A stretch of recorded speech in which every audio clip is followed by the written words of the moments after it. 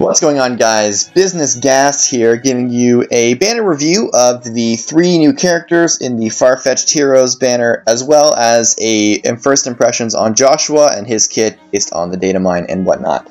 I am on a business-like trip here. I'm doing job training for the next 3 days in the city, so I didn't bring my mic with me, which is in hindsight, probably a better idea to have done that. So I wanted to show you my thoughts on these characters. And try to provide some insight on them if I had any.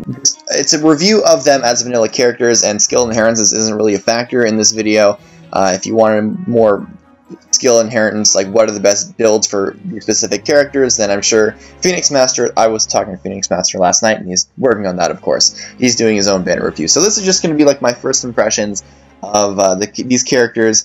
Let me know what you guys think. I'm trying to be more insightful with this game, and last night I had a lot of fun kind of breaking these characters down in a more serious and focused manner than I ever have previously. So let's get started with the Farfetched Heroes banner. Once again, I apologize for the laptop quality mic. I'm just kind of on the go the next 3 days, and I have some Warriors videos set up that are actually with the mic, of course, but this is just going to be me and a microphone from my nice Acer laptop. Okay, let's get started. So the first thing we have is Lute, which was, honestly, this is Farfetched Heroes. I feel like the selection is just kind of wacky. I know they were like 12th and 13th and 12th. I felt like this was like a meme like fan favorite type banner, which I thought was quite funny. So we have Lute here, who is the prodigy. Now, Lute, as we can see here, her stats, we'll just put a pause on here. So she has a base stat total of 151, which makes her actually the highest BSC total for a mage is Lute at 151, which is very impressive. So her caps, I'll read them off here. I might bring up a picture, or I might not. So her caps, her neutrals rather, is 33 HP, 36 attack, 16 defense, 32 speed, and 34 res, totaling at 151. Now let's talk about her kit. So Weirding Tome grants +3 speed at the start of turn. All foes in cardinal directions with res 1 or lower than unit suffer speed -5 until the end of the foe's next actions. So Weirding Tome makes her essentially have 37 speed at neutral.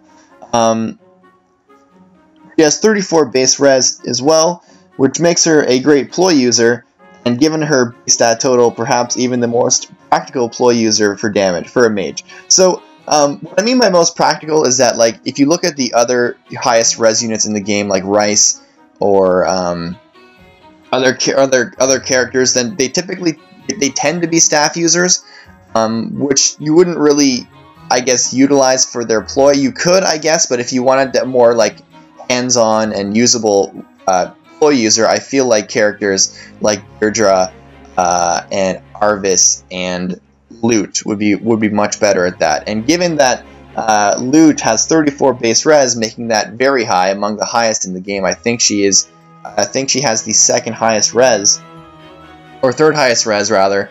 That makes her a hugely great candidate for using ploys. That being said, rally attack res is a quite flexible A skill. It's not terrible. Attack and res, it's giving that attack boost. Kind of an underwhelming, support. What is it? Passive? Yeah, underwhelming assist. Underwhelming assist skill in that way. But HP and res 2, which gives HP +4 and res +2. That's not bad for her.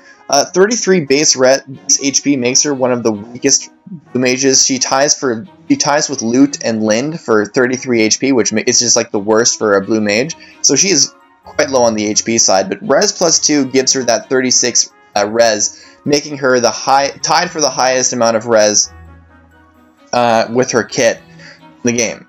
I'm pretty sure. So she is a very, very good user for ploy.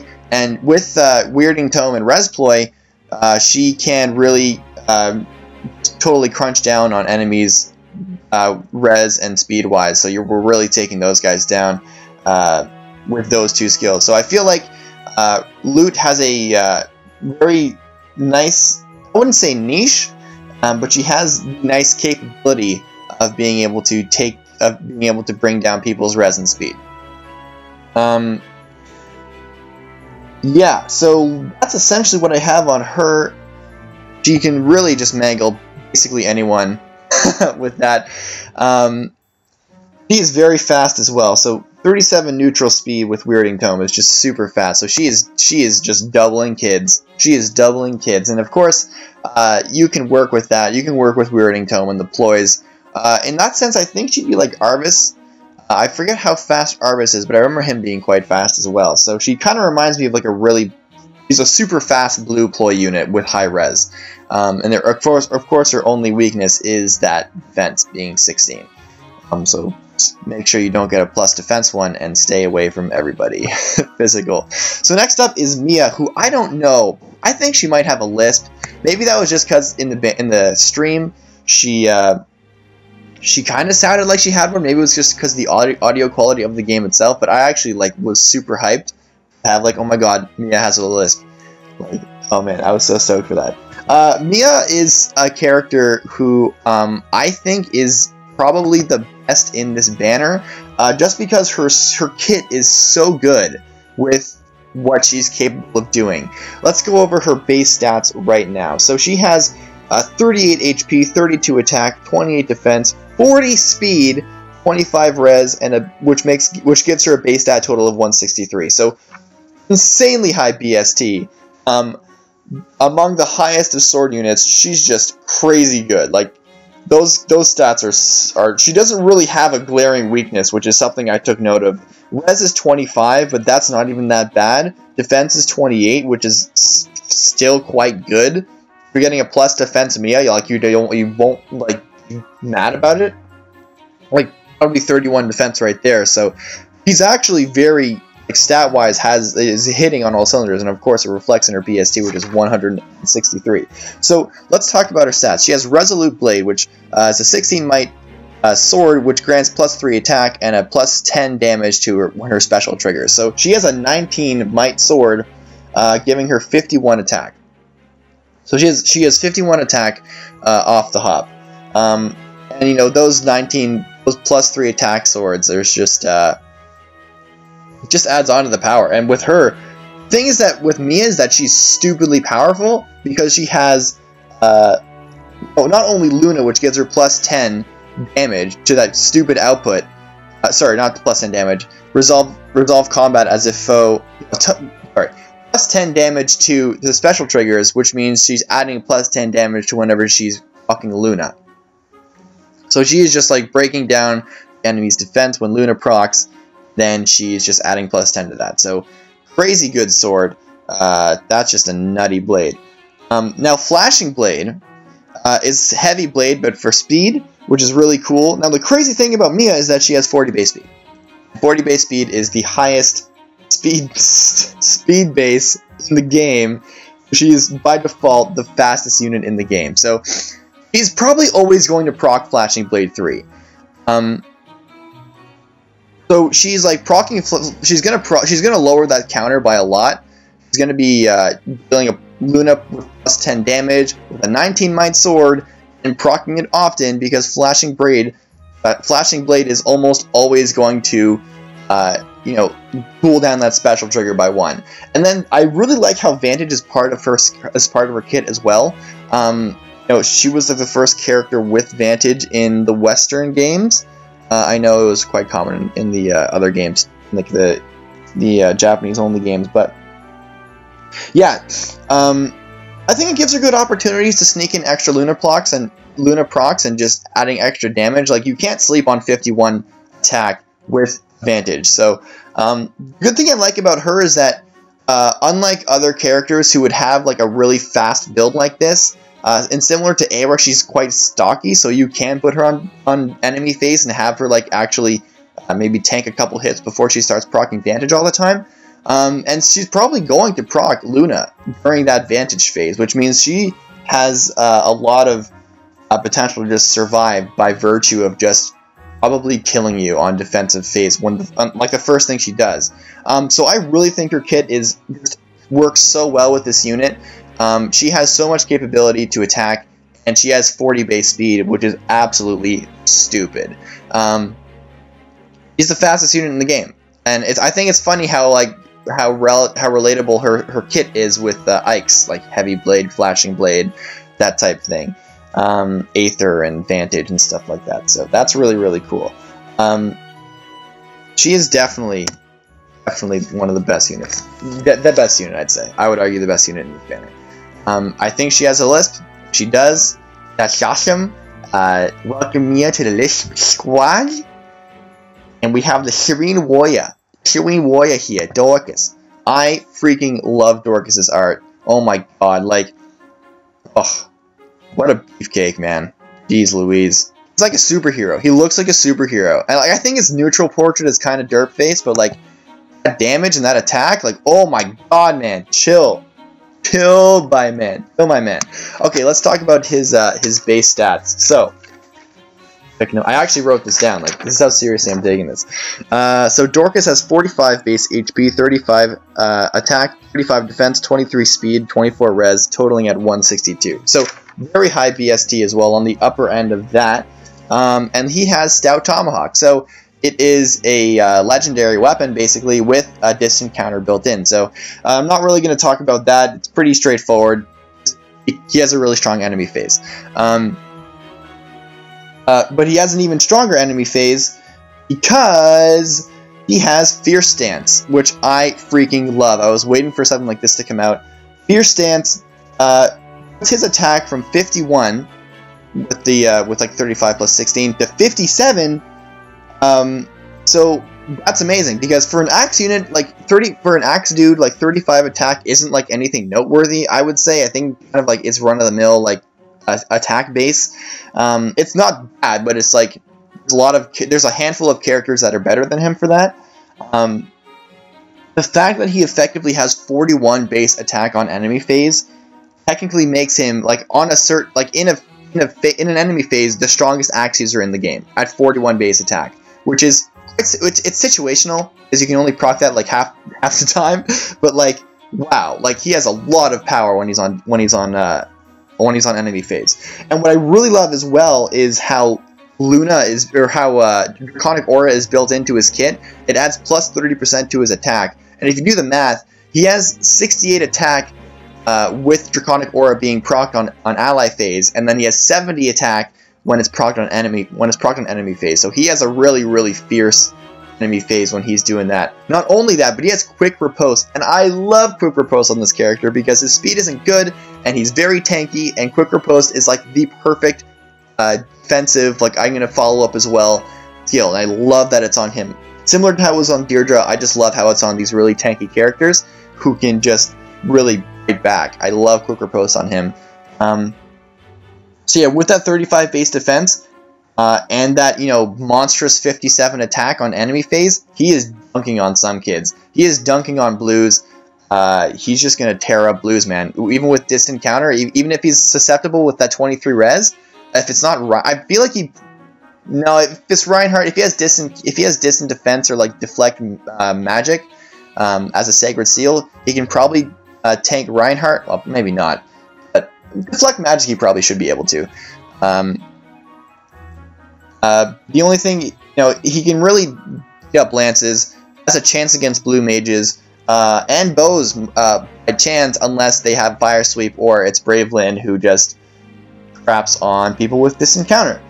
And he has 45 HP as well, so that is also quite strong with quick riposte as well. So more HP to lose, I suppose.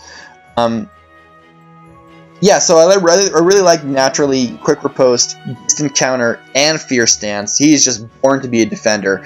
Not only that, he has infantry pulse, which is also sweet because 45 HP. You want to slap like HP plus 5 as a sacred seal if you like. You have a 50 HP guy who is super good on enemy phase. He is just fucking infantry pulse. For your units, for that extra boost in rocking their specials. So I love this guy's kit. He does, however, have weaknesses, unlike Mia, and I think more glaring weaknesses than Lute does. I feel like Dorcas really is more of a support defensive character, which is completely fine because his defensiveness plays in so well to his offense. It's nuts. I love how he's built. That being said, he probably with this kit on its own, he is quite susceptible to people who can double him and mages who will just tear him up and Brave Lynn. So like one of his cool gimmicks in being a really fierce attacker on defense is that he can use distant counter. But if he's fighting a Brave user, then or Brave Lynn, then it's not really going to be a factor. So between these three, I think Mia is the best just because she's so versatile and she is just so good on offense. Crazy amounts of potential to proc Luna like 24/7. It's nuts. So those are those three, and I do have a write-up on Joshua. I think I have this open. Yeah, so Joshua, maybe I can just bring this back a little bit. Yeah, so Joshua was what, like number 12? Joshua was 18th place. So if you notice here, so he has, now there was the data one that said he also had speed smoke. I'm not super sure on that. He might have speed smoke. He very well probably has it. But we do know that he has close defense and wind sweep. So he has Udholma as well, according to this, which gives him plus 5 res to his res stat, and accelerate special trigger by 1 with that sword. So his base stats are the following: 40 HP, 31 attack, 30 defense, 35 speed, and 28 res, totaling at 164. So, in fact, the highest base stat total between these 4 characters is Joshua. So with that plus 5 res, he's getting 33 resistance, giving him even more of a stat total with that sword. So, yeah, he's a very well-rounded unit stat-wise, which is very impressive. Assuming, Udholma is 16 might, he has 47 attack, which is very good. And he has Moonbow as well, as you can see here. So Moonbow is really helpful, which means he's going to be proccing Moonbow like a monster. Very, very quickly he'll be able to do that. Now, I find his kit is kind of double-edged. I also think it's workable. I feel like the combination of close defense and wind sweep is very, very unique and kind of strange to think about. Something that I never really saw coming. I think it's an interesting combo. So close defense is going to bring his defense on enemy phase from 30 to 36. And in melee range, only in melee range, I mean. So 30 defense for a red sword user is pretty good. It's pretty stocky. But 36 defense makes him, like on enemy phase, the stockiest sword user in the game. Defensive-wise, he'd be the highest defense user for an infantry unit in the game. So yeah, very, very tanky, and if he's not on enemy phase, 30 defense is still very good. So when he's getting hit, by people at melee range, he's going to, be able to utilize that 36 defense, but he's going to be able to double as well with that 35 speed, provided he can double, or he won't get doubled, which is also good. Now the cool thing, I guess, is that he has wind sweep, which means he can't double his enemy at the same time. That enemy can't counter him.